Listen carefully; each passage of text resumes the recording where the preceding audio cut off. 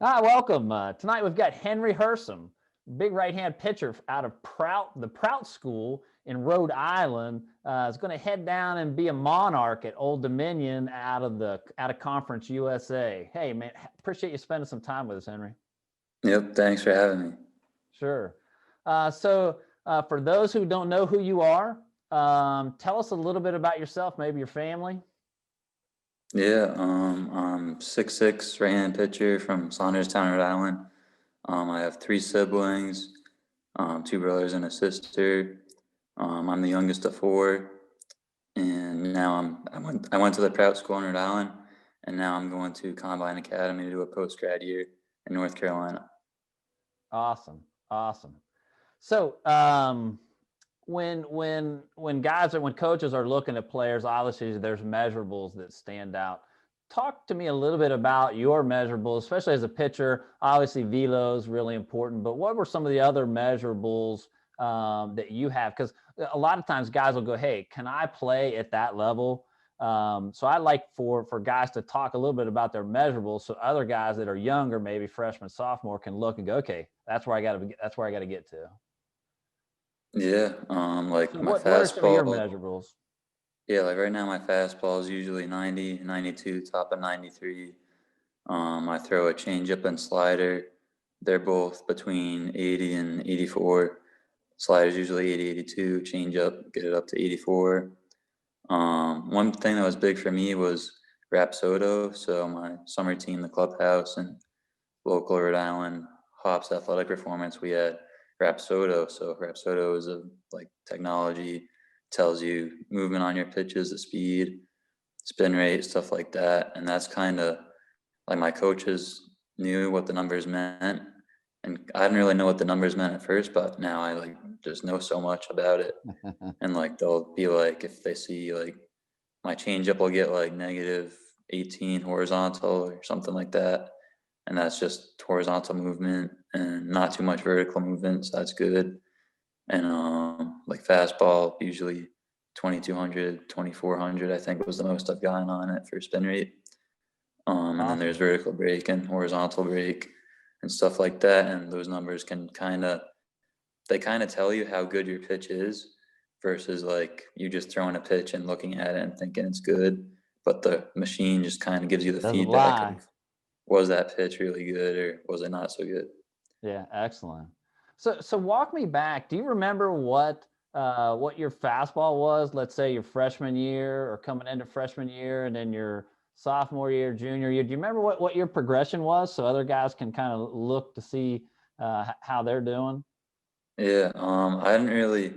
I think the first time I threw on Rapsodo was probably this past let's see, this past winter with the clubhouse was the first time. So like my freshman and sophomore year, I was never on a radar gun or anything. And then Okay. my junior year, I went to a PBR event and I was like 81, 83 the fall of my junior year. So now like, but technically, because I'm doing a post grad year, so that would be the sophomore year for some people. So like, because I reclassed from 2020 to 21. So my junior year, 81, 83 my fastball in the fall, and then by that summer I got up to 85, 87, and then the following winter I was 89, top of 90 the first time, and then that spring I was sitting 88, 92.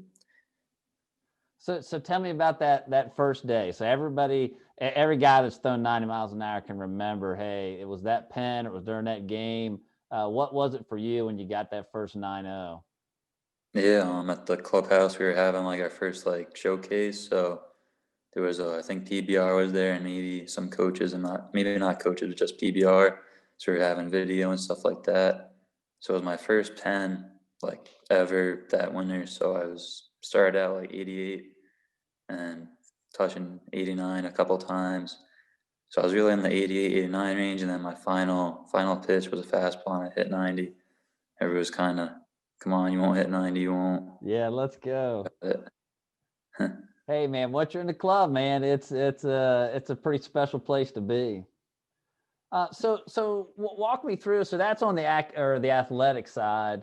Talk to me a little bit about academics. Where do you sit academically, and how has that played into your recruiting process? Yeah, I have a 3.6 GPA and a 1100 SAT. So Getting right it done. now, Well like, done. yeah, like some schools, like if your GPA is just terrible and you don't really do well in school, then maybe like some schools probably won't even look at you. Like if you're looking Ivy League or something like that, like an Ivy League school would contact me earlier in the process and I give them my grades and they weren't good enough for Ivy League. So they kind of be like, sorry, we can't get you in. It's a little eye-opening when you start in that Ivy League realm as academically what's what it takes to even have an opportunity to submit an application. So yeah, that's pretty interesting. So as you Yeah. walk through the process, obviously you're reclassified, you're going to a prep school. Tell me about um, maybe the highs and the lows. Was there a low that kind of that stands out where you're like, man, I don't think I'm going to get to where I'm going to be, and then maybe that high of, oh man, it's going to happen. Yeah. I guess I'll just kind of take you through kind of my sort of story and what kind of happened. So the summer of my junior year, I was 85, 87. I think I ended up picking up 3 offers, one D1, another D1, then a D2. Ultimately, we just kind of didn't think they were the right fit for me and my family, not the best fit. And then, so we had the local Rhode Island Junior College and the prep school combine were kind of my two options about in the spring of my senior year before the signing day. And then we kind of visited, talked with both coaches, both schools, and we kind of wanted to do the reclass option, felt it was the best thing to do, and do the post grad year. So around Christmas time, we like formally decided to reclass and go through with the prep school year. And I think that was just a game changer in going from class of 20 to 21, because instead of the coaches seeing like, oh, he throws 87 class of 20, it was he throws 88. Because then I started getting better, like my numbers just went up as I kept putting in the work. So now it was class of 21 up to 90, 91. So, And so then tell me about that. Let me back up a minute. So you're sitting there your junior year. You've got like two D1 offers, another offer. Most guys in those situations, man, they just commit. They don't. They're not. Everybody kind of gets a Rich Prado with Playing School talks about the fear of missing out, right? FOMO. yep, They get nervous and hey man, this I got an offer. I'm going to take it. How were you mature enough to kind of look at that and go, hey, I'm going to bet on myself. I'm going to wait. This really isn't the right fit, because everybody says that, but man, when those offers roll in, they like, well, this is what I got, so I'm going to go. How are you yeah. mature enough to make that decision? Well, I'd have to give a lot of credit to my parents on that one, because I myself was like probably like, oh, I just want to get it done with, say I'm committed Yeah. somewhere. That's probably in the mind of every junior in high school. I just want to say I'm going D1 or D2, Signing day whatever. I'm committed. comes, and yeah. Yeah, I was kind of in that spot, but my parents were just kind of not on the same page as me, and they were definitely helping me realize that the right opportunity just hadn't come yet. And it was just very good that they said that, and I went on with them, and it ultimately worked out. So take us back to the story. You're in you're at the prep school. You were sitting what, 85, 87, and then how did you get the velo jump? What were you doing different? So that was my senior year. I'm still at Prout, my senior year.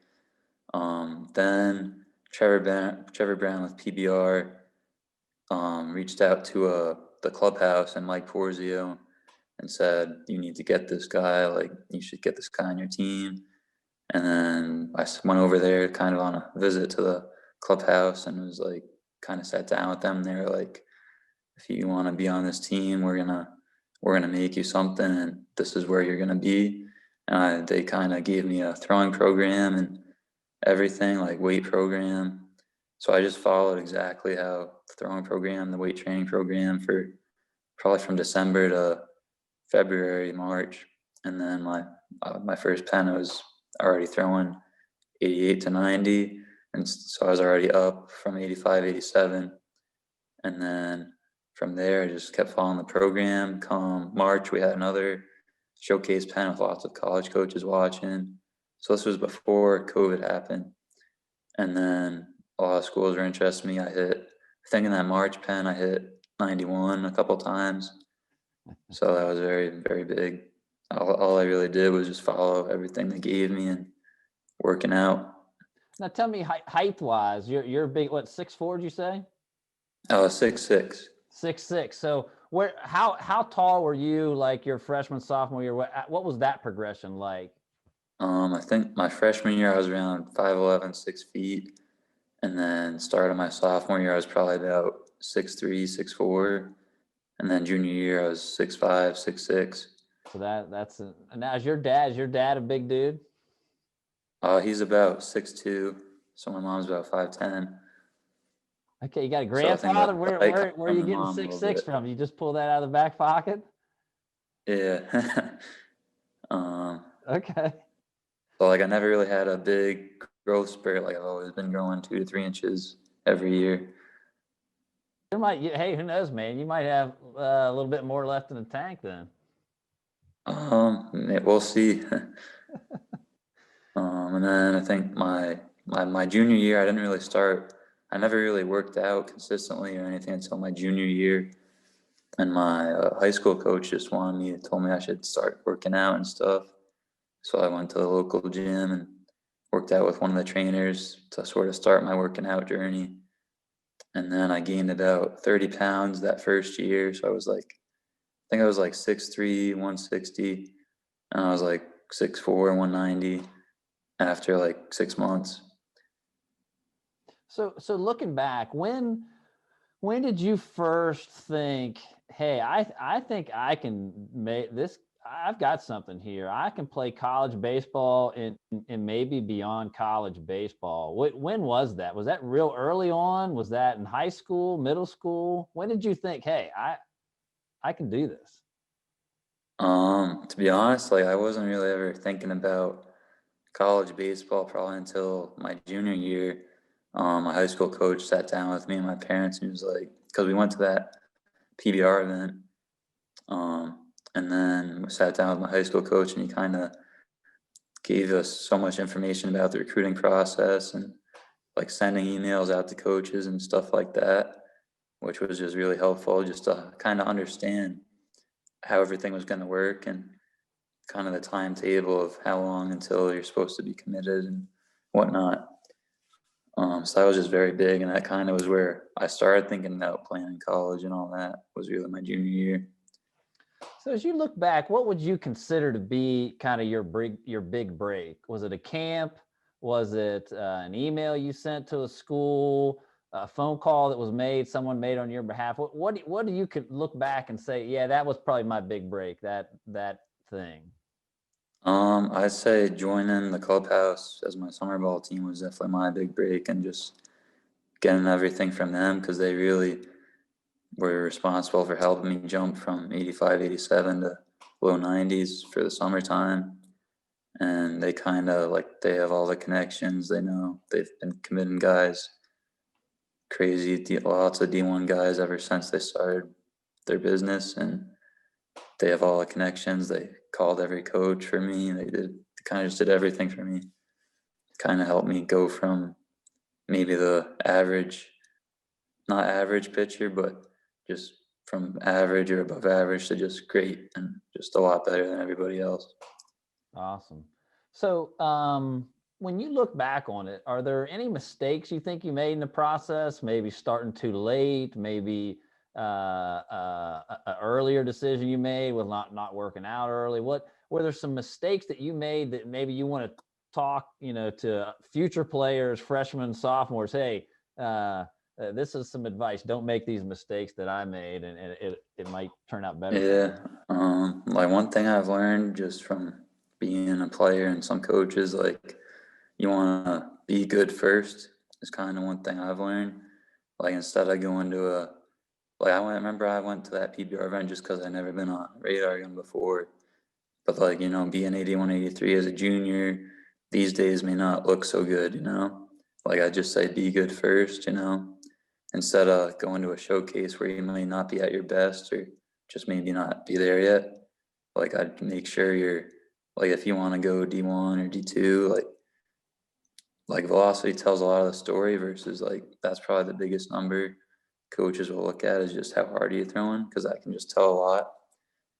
Like if you're throwing upper 70s as a freshman, the weight is as a freshman, that's like you're looked at as very projectable, most likely, versus like throwing low 80s as a junior may not look so projectable. So do you play other sports? Are you a multi-sport guy? You just focus baseball? Yeah, I played basketball my freshman, sophomore year, but then I stopped my junior year just because I wanted to focus on baseball, and I kind of figured if I want to have a shot at playing in college, this is what I got to do and dedicate my time to it. What's the high game? What was your best game? Point wise. I think Did you score it? What were you doing? I remember because I played JV. I think I had a double one game, like 12 points, nothing crazy, but that was probably my best game that I remember. Forward, center? Did you handle the ball? Where were you at? Yeah, but I was down low as the big man. But like I knew I was never the best at basketball, but baseball was definitely always my thing. Here's my other humbling question I always ask the pitchers. What's your 60 time? Honestly, I haven't had that test in a while. I think I remember 2 summers ago I ran. If you had to guess, what are you running the 60 in? Are you 2 summers ago it was like a 7.6. Okay, so you're honest. I like the honesty there. I think it would be better now. Like I'd hope I could run a 7. Who knows? Get the confidence. I like it. So you talk about what was the first thing? So you had the conversation with your coach. He talked to you about the recruiting process. What was the first thing you did? Did you call a coach? You send an email? What was the first thing?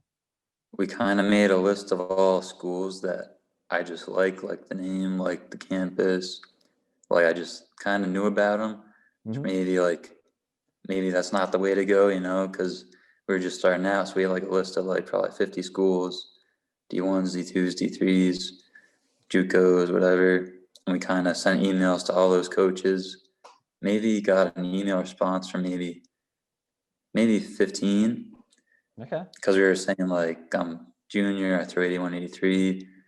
So like to like some of the bigger schools, like obviously they're gonna be like, this guy throws 81, 83. I don't want him as a junior. That's about right. About a 20 or 30% response rate from a coach. Is that? Yeah, like one thing I think is I learned is just the best is just call him on the phone. Like my son, have your coach call him on the phone. Like, because emails are fine, but if you call or you have your coach call, like you're gonna find out right away whether they're gonna be interested or not, and you're not gonna be wasting your time. So I'll take you back in time. Who was your first phone call, and how did that all roll out? I'm not really sure who my first phone call was. Oh, actually, yeah. I think it was Clark University. Okay. In Massachusetts. That was my first phone call. Did you call them or did they call you? They called me. Yeah. So where were you at? You get your first call from a coach. Tell me what you were thinking. I was just probably excited to be recruited as a player and stuff. Like I was definitely excited. Like, oh my God, this school wants me. That's crazy. But then I think probably down the road, I was just kind of like, probably that summer I was at their, let's see, I think that was like during the summer, spring of my junior year. And then I was just like, okay, I wanna get better. I don't want to sell myself short. Like one of my old coaches, Lenny DiNardo, always said, like, don't sell yourself short. Always like, if you know you can get something, don't sell yourself short. Go get it. Like set big goals for yourself. Heck yeah. So obviously there's been multiple phone calls with coaches. You're on the back end of this, kind of a veteran. What advice do you have for younger players as they're talking to to coaches, either calling them or receiving phone calls. Any advice for younger players as they get ready to start doing that? Yeah, I just say, like, be professional, like, kind of speak in a professional manner, and be like straight up. Cause like this past year when I would call coaches, like my summer coach was kind of telling me what kind of stuff to say and how to kind of get the answer you want out of a phone call. Cause like you can call a coach, but like if you're not asking them questions, like, and you're just kind of having like one of those, like, there's nonsense phone calls and then there's phone calls where like you're getting somewhere, you know, like I you like the way wanna you put that. Yeah, there's those chit chat phone calls where you get off the phone and like, they're just kind of checking yeah, in and yeah. And then there's the, yeah, hey, where am I at on your board? Do you have any offers out? Where are you at in the class? Where am I at on your board? yeah, You have other guys in front of me. What's your timeline? Yeah. yeah, and definitely like know, like, my coach said, like, what are your three things you're looking for in a school? Like, is cost, campus, academics. Like for me, it was like, I want to study business analytics. So do they have a business analytics program? And then if cost is big, like just tell them like, hey, if you can give me an offer under this number, then it would be a fit for me and stuff like that. Cause that kind of like money's a big part of it. Like if you can't afford the school and they don't have the money to give you, then you're just wasting both of your time. And those are tough. It's tough for a young man to ask or be forward. When you're talking with an adult coach, it's really Yeah. hard to ask some of those more difficult questions. And it takes a little bit of, you got to go through a few phone calls before you kind of have that kind of gumption to kind of negotiate or have those mature conversations. Yeah, like this past summer and spring when I was kind of being recruited again, like as a 21, like I was just kind of learning that like I want to get an answer from a coach. I don't want to just like keep calling them and just kind of have them here instead of right in front of me. Like I know I can play there and like, yeah, I just want to know like, can I play there and can I get the offer I need? Was kind of my mindset. Like I just want to be open and straight up with them instead of talking about other stuff and not really getting anywhere. So, talk to me about the campus visits. Did you go on many official or unofficial visits, and how did that, for Um, someone who's maybe never been on a visit, yeah, what was that like? yeah, I went on well, I went on visits my junior year before I reclassified because COVID wasn't around yet, and then this past spring I didn't go on any visits at Yeah. all, so So, everything was over the what phone. happens on a visit for like a young player or their parents just starting out? They've not even called a coach or emailed. Well, can they expect for a visit? Because visits vary a lot. One school it's like a 2 hour thing, another one you're spending the night. So, what were your visits like, and what did you walk me through one of those couple or one or two of those visits? Yeah, like you'd probably, whenever I went on visit, was you meet with the coach, like they tell you where to meet, then you'd sign up for like a campus tour also, so you get a tour of the campus too. I remember sitting down in the coach's office and kind of just talking to them about their program and asking them questions and stuff like that, and like kind of figuring out whether or not it would be a good fit for you. Like I feel like when you get on the campus, like you won't see it, you just talk to coaches like right then and there, like you can probably already tell whether or not you'll want to go to the school or you hate the school, or maybe this would be an option, like maybe it's a backup option if something better comes up, like So, you'll did see the you field. on your visits, were you able to, I don't know what time of the year you went, but were the guys there? Did you get a chance to go to lunch with the guys or spend the night or have a lot of interaction? A lot of times that happens in the fall, but if you're visiting during the summer, a lot of times you just don't have that experience.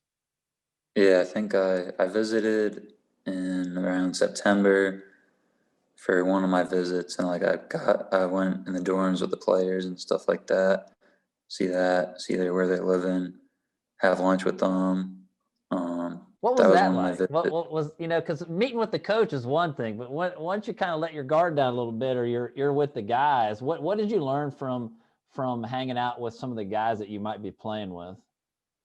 You just kind of learn like how the team is, kind of what the people on the team are like, and maybe what kind of type of person and type of player they're recruiting their school, which is kind of I think that's very important. Like you don't want to be recruited and then know that they're recruiting players maybe that don't have the same goals, or you want to go somewhere where they're recruiting players where you think they have the same goals as you and same mindsets, and they want to be the best player they can be.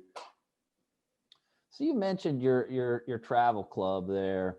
Talk to me about how important that decision is, and then what specifically, other than the development side, but on the recruiting side with connections, how important that was to you in getting to or having conversations with the schools that you wanted to have. Yeah, so the clubhouse was my summer team. Before them, I had just played on the local town summer team, like Legion Ball, Connie Mac. That's just what I had always done every summer until this past summer. So it was my first time on a real travel team. And it was just like, that was probably the best thing I could have ever done, especially with the clubhouse, because they just knew exactly what they were doing and knew so many coaches just because they all played in college. Some of them, two of them played pro ball. And from there, like they would call, I'd be like, they kind of gave me, say, hey, give me a list of schools you want to play at. And then like they'd say, right now you can, yeah, you might be able to get an offer from them, or no, you're not there yet. They're not on the table for you. Just kind of being honest. And for me, that was just great because I'm just not someone that wants them to say, yeah, you can go here. I'll call them for you. And that, because that's just kind of lying to you. And Or you my end up coach is wasting a just so lot of honest and time. straight up. Yeah, you waste a lot of time pursuing schools that aren't really going to make you an offer. So you're Yeah. wasting time and energy there. Yeah, Great. like just about every coach I had talked to this past spring and summer ended up with a offer of some kind. Yeah. So tell me about the level of play between what you were playing with the local Legion piece, and then when you started playing in the higher level travel, and how that level of play maybe spurred you on to get even better yourself. Yeah, like we would, because the clubhouse for me was about 2 hours away, 2 hour drive every time. So instead of going to every team practice, I would go once every other week. So I'd go on like the weekend once every other week, do my bullpen, throw to batters, and then work out there sometimes. It'd just be great because you'd be surrounded by other players all with the same goals who want to just play college, get as good as they can, and just put in enough work every day to get to the So next level. so in high school or maybe travel, a team you played several times, who was your toughest out? Do you remember a guy that you played that maybe you struggled with or just never got out? Anybody? You Um, going to drop any names of any guys, or do you remember anyone like that? I can't. I don't think there's anybody I haven't struck out on my summer team, but they'd have some pro guys at the clubhouse come in and take live. So Simon A little bit with the humbling. Giants. Yeah, I think I got him out once, but he was always like that one hitter. Like I only faced him a couple times, but he was the only hitter that I could say like he beat me. He beat me on a few at bats. Excellent. So in your recruiting process, did you use a recruiting service or anything like that to kind of help you, or was it all just with the clubhouse guys there? So I know I did. I think I've done 3 PBR events, and I had never done any perfect game tournaments or anything until this summer, just because I wasn't on a team that went to those. But those were pretty big, and the PBR was pretty big because PBR was what got me to the clubhouse, and also the school I'm going to right now got my information from PBR, so that was pretty huge. Although they didn't necessarily get me to a college, they got me to summer team, the school that helped me get to college. So Sure. What kind of role has video played in your recruiting process? Do you have like a YouTube channel? Do you have a Twitter account that you're posting video to? And then what kind of video you're posting? Like skills video? Did you do a highlight video or game footage? How did video play in your recruiting process? Yeah, so I had posted stuff like that, like game highlights, like I had my dad recording my game or something. I'd put Good all old together. dad, man. Dad getting it done for you. Um, but like those didn't really do a whole lot. Like it was like I know from my experience, coaches were like, "Video is great. They always want video because then they can see you throw before they actually come and see you in a game or something." So, and especially with COVID this year, like all the coaches were looking at video, like unless like because we had that showcase in the beginning of March that coaches were able to come to, but then like there were all the other schools, like we just sent them out video and we had their Rapsodo data in the video, which was huge because they could see everything they needed to see, like they were actually there. Yeah, they see 6'6", 92. That's that's pretty simple math as far as as right-handed pitchers goes. So tell me a little bit more about the communication process with schools. How did it normally start? Did you have schools reaching out to you? Were you always the initiator? And did that happen? Did you use like text? Did you DM anybody? What were the different modes of communication? Yeah, so usually like how they would find me, like Old Dominion, for example, they found me with the school I'm going to now. The coach reached out, or they reached out to him and asked if they had anybody coming in. So they sent him a video of me, and then their coach found out I was playing with the clubhouse, and they had already known the clubhouse coaches for a while, so it was already a great connection there. And like one of the Old Dominion coaches was the college coach of one of the clubhouse coaches, so it was just Oh, a great okay. connection, like magic, like wow. And then from there, like I was always, whenever a coach found me, like they'd always be talking to my summer coach first, usually, and some schools would reach out to my high school coach, and then from there they'd be like, they send me a text, be like, "Hey, I'm so and so from this school. Let's talk sometime." And then we'd have a phone call or a Zoom meeting. So as far as like the recruiting rules or what to do, you said you had that conversation with your high school coach. Do you think it would have been helpful to know that stuff earlier in the process, maybe freshman or sophomore years, learn and understand the rules, or do you feel like that was a good time for you? I mean, for me, it was good. Just cause like I don't know where I was at my freshman sophomore year in terms of speed or anything, but like sure it could. I'm sure like nowadays like all these freshmen sophomores are committing as freshmen sophomores, which was not my case, but I'm sure like knowing that information your freshman year, sophomore year would definitely be helpful, but it all depends on sort of how good you are. I would just go back to that. Like if Yeah. you're not like one way, like how you might ask, how do you know how good you are? Well, go somewhere, find a way to get your speeds tested, like your exit velo or whatever. Like if you're hitting home runs, then obviously you're pretty good.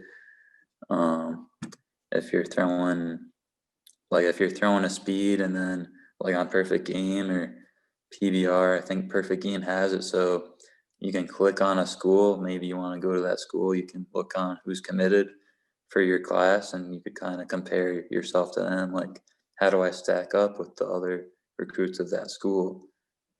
And Yeah, that'll kind of tell you like what numbers you might need to play at that school. a good, honest personal assessment. So you've talked about some really good things. So your personal research and reaching out, looking at other players, kind of maybe the rosters of upcoming players, and you also talked about you had some coaches in your family through the travel organization that gave you some honest feedback of like, hey, you can play here. Having those things are that's really a great it's great advice in that initial set assessment of where can I play. Yeah, like it was definitely just so helpful to me to, like, there was no weeding around the, like, I don't know what you call it, like you're getting around the story, like Yeah. they were just straight to the point, straight up. Here's what you are. Here's what the school. Here's how good players at the school are. Here's what you need to be, and here's like what you project out to be in a couple of years. So talk to me a little bit about the offer. So there's a lot of kids, maybe freshman, sophomore, but definitely in that sophomore, junior year that are communicating with schools. So how did that move from communication to the actual offer? And then for the various offers that you got, how did you receive those? Was that on a visit? Did they call you? Did they send you an email? How did the offers happen with those different schools? For me, offers were always like over the phone, just because of COVID, I think. Like before I reclassed, I had one of my offers was in person. Like they laid it out for me, told me the money and whatnot. Was that during a visit? Were you on a visit when that happened? Yep. And So like one walk me time, through that. When on the visit, so you're at the visit, you're taking the tour, you're doing the thing. Then I'm assuming at the end of that tour, everybody gets invited into the coach's office, and then what yeah, happens there? yeah, like I remember, like I was going on a visit, toward the campus and everything, and then coach was like, "Okay, we're gonna have you meet in our coach's office, and we're gonna get you an offer." And then just So what walked were you in, and feeling, man, when you get that? Did you get a little excited, little knots in the stomach, or were uh, you pretty cool as a cucumber? yeah, a little bit. Like I guess, like for me, like I don't know, I'm not like a super typical guy to get excited over something. Like I'm usually, That's awesome. like my high school coach would always say, "Don't be too high or too low on everything." That's just kind of how I am. Just kind of, I wouldn't say I'm excited, but I'm like interested to see what I get. That's great, man. You got that mentality. You got that give me the ball mentality of like a nice starter. So Yeah. walk me back. So you're sitting, you're getting ready to go in the office, and then tell me about how that all gets laid out for you. Um, let's see, this was 2 years ago, I think. So, I mean, from what I can remember, they just be like, "Hey, we're gonna give you an offer. This is the amount that'll cover this, this, and this, like books or housing or that." So your And parents are sitting there with you with the head coach at yeah, this point. Did yeah, they write yep. this Like, down, or are they just verbally telling you this across the table? this particular one was just all verbal. Yeah, any offer I've had, except for like one time I got texted an offer, like they laid out in text, like this percent of this percent of that. Sometimes, like for some schools, like it might just be a dollar amount, and it'll cover your housing and room and board, and then it'll deduct the rest from tuition. So however much is left is what you're paying. So it's like some schools will do it differently. Some schools give you it by percentage. Some schools might give you just a dollar amount, but I just say if you're getting an offer, make sure you ask the questions of like, so what exactly does this cover? Is this covering Yeah. my food? Is this covering my room and board? Or is this just covering my tuition? And Yeah. also, like, They're is 40% of academic what? money? Yeah. Yeah, exactly. Because some coaches might just say it's 40%, and then you hang up the phone, and then you're like, you go tell your parents, I got this, and they're like, Oh, it's just tuition. 40% of what? Yeah, Well, room and boards maybe even more than tuition at some schools. yeah. So when that offer's laying out there, one of the things we talk about is the time frame. What kind of time frames did they give you? Were they expecting you to accept right there? Did they give you 2 weeks? Did they say, hey, you got a few months, or hey, you're our guy, take as long as you want? Yeah. So just about every offer I had was kind of a 2 week limit. Okay. Like they'd always be like 2 weeks, and they tell me just it's 2 weeks, just so if you don't accept, we can give an offer to the next guy. Like some of them would be like, "You're our number one guy, we want you," and then they'd say we're putting the 2 week time limit so we don't miss out on getting someone else if you decide to go elsewhere. Some schools I was talking to this past spring would say, we have an offer for you, just tell us when you want it. And then like I ultimately just said, sorry, I'm looking elsewhere at this point. I just want to let you know I'm looking elsewhere. So I didn't really find out about the offer, but I just So wanted to tell me about go that places. conversation. That's a tough conversation. School's giving you some love. They've been talking with you maybe for a little bit, and you got to tell them, hey, I've made this is not a fit for me. I'm not really ready to make a commitment somewhere else. But that's a big boy conversation. Tell me about how you prepared for that, and then how that conversation went. Yeah, like I just kind of, I remember talking things over with my parents and my summer coach, and kind of be like, I know I can play at this level, and like, what's your goals? Like maybe those schools that told me they had an offer for me whenever you want it, but maybe they didn't sort of check off all the boxes of things I was looking for in a school. So I was just kind of like, yeah, I'm looking elsewhere. And they were pretty cool with that and honest with me, like, okay, we understand. Yeah, because the thing that a lot of parents and players, those guys have those conversations every week.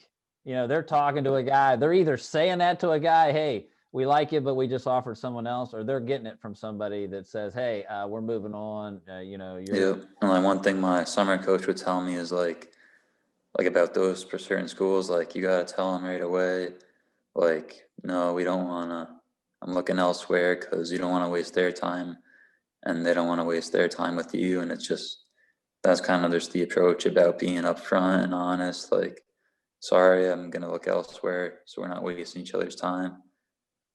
So when you finally made the decision for Old Dominion, tell me about how you came to that decision that, hey, this is the right fit. What were some of the factors that played into that decision, and how long ago was that you made that commitment? Yeah, I committed, I think, second week of July, so middle of July. So walk me through that decision process. Let's see. So I hadn't played in any summer tournaments yet. So I was going to Georgia the following week.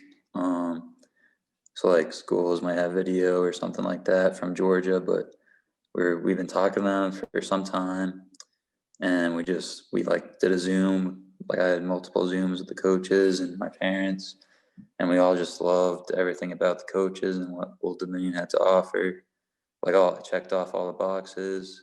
Like for something that my dream was always like play more down south.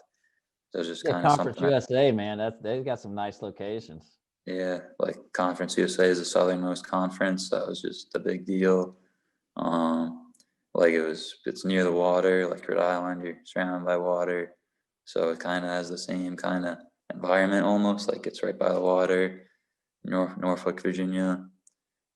We love the coaches. Like the coaches were just so awesome and high energy, just amazing guys. And we kind of just were like, wow, we really like these coaches and how they're honest. Like we felt like they were just probably straight up with us the whole time. Just like we wanted, like that's what I feel like that's what you want if you're a player or a parent. You just want coaches to be straight up.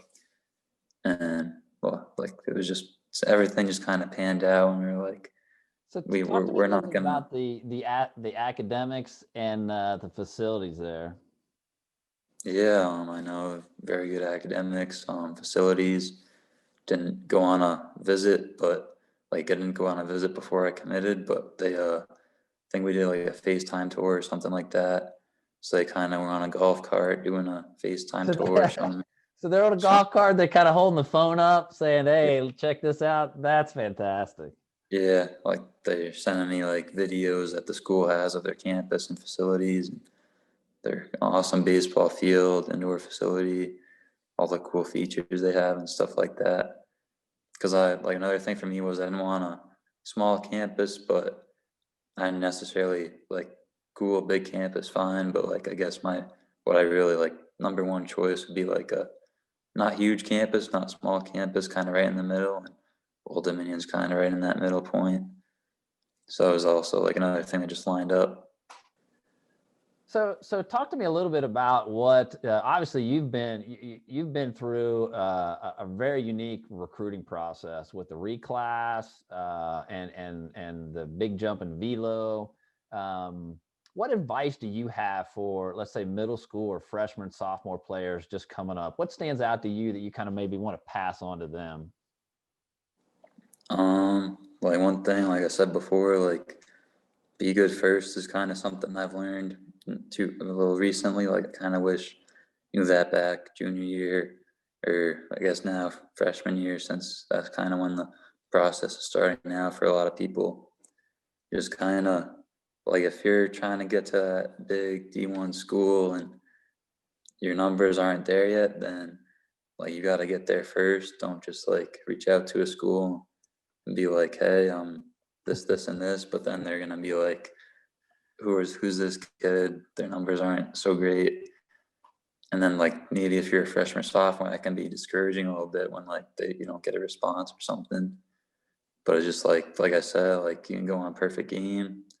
Like do your research first is something I would say. Like what kind of players does the school recruit? Like some coaches will have like seminars and interviews like where they'll be talking about, like they'll literally tell you what player they're looking for, what numbers they might want. Like everything's online. Like it's so easy to just go on Google and research everything you might want to know about a school or what kind of players they might want. It's probably a big thing. So as you look back at your recruiting process, are there any funny stories or any unique things that happened to you along the way?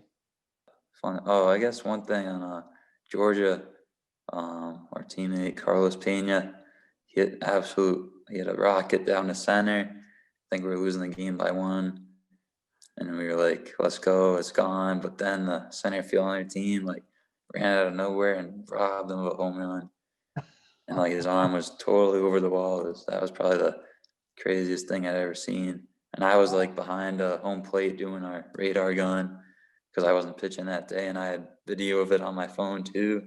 Oh, And you got it, huh? and all the coaches on the team, like, or parents were like, "Hey, can I get that video? Can I get the video?" Oh, that's Like, awesome. Now, did you guys win the promise it won't go game? on Sports Center. So that Did was you guys probably end up winning? no, we ended up losing that game by I think 1 run too.